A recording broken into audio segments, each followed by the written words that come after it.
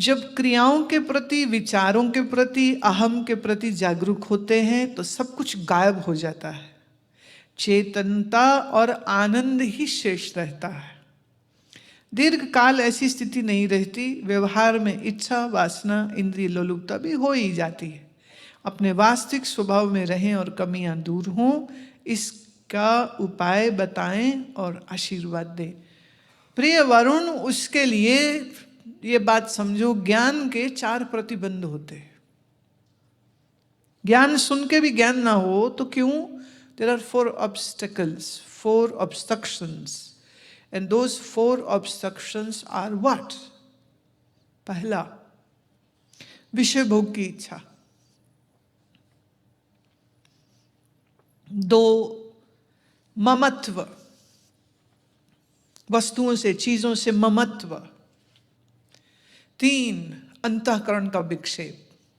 विक्षेप क्यों होता है? इच्छाएं बहुत होती।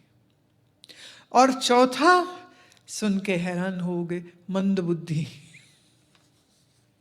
जो मंद बुद्धि है वह ज्ञान के निश्चय को नहीं पा सकता।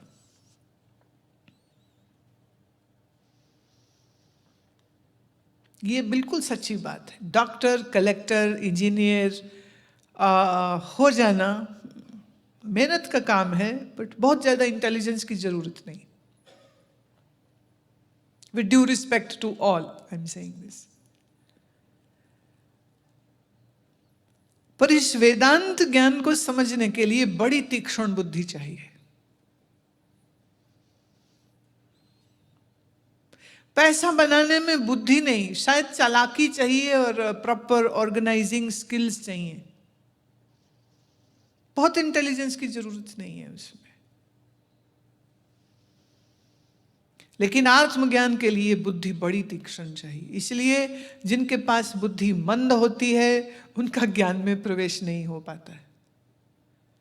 जैसे हमारे कई सारे ना लोग ऐसे मिलते हैं, वो कहते हैं ये जब आप ये आत्मा आत्मा आत्मा आत्मा करते हो ना, अपने तो कुछ समझ नहीं आती, हम तो आपके चरणों के सहारे में पड़े हुए, हम तो आपका पल्ला पकड़ के बस पार हो जाएंगे, ये हमको समझ नहीं आती है। मैंने कहा जी, ये पल्ला जिस शरीर पे है, जब वो शरीर ही क्षण भंगुर है, शरीर ही यहां जल जाएगा चिता पर, तो उसका पल्ला क्या बना रहेगा? तो इस पल्ले को पकड़ के नहीं पार जाओगे। उसके लिए आत्मज्ञान चाहिए। कह जी हमें तो समझ ही नहीं आती, समझ ही नहीं आती। तुम्हें समझ ठीक करो। तो मंद बुद्धि है तो बुद्धि तीक्ष्ण करे। विषय का लोलुप्त है, विषय का गुलाम है, तो उससे वैराग्य करे। मन में कुछ विक्षेप पाले हैं तो उसको ठीक करे। और विषय आसक्ति है अगर, मुझे याद आ रहा है एक पति पत्नी कह रहे थे, नहीं आश्रम ना हमें आना बहुत अच्छा लगता है, पर ना हम यहाँ रह नहीं सकते। क्यों? बोले सुबह सुबह बैठती पीने की आदत है, यहाँ चाय नहीं मिलती है। बट अपनी चाय पीने की एक इच्छा के कारण वो स्वयं को आश्रम से दूर रख रहे।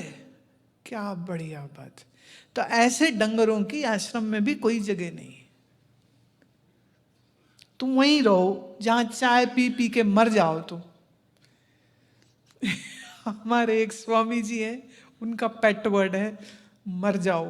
अभी चूंकि ताजे ताजे मिले हैं ना, तो इसलिए मर जाओ निकल रहा। कह रहे जो ज्ञान न समझे, विषय की आसक्ति करे तो मरो फिर तुम।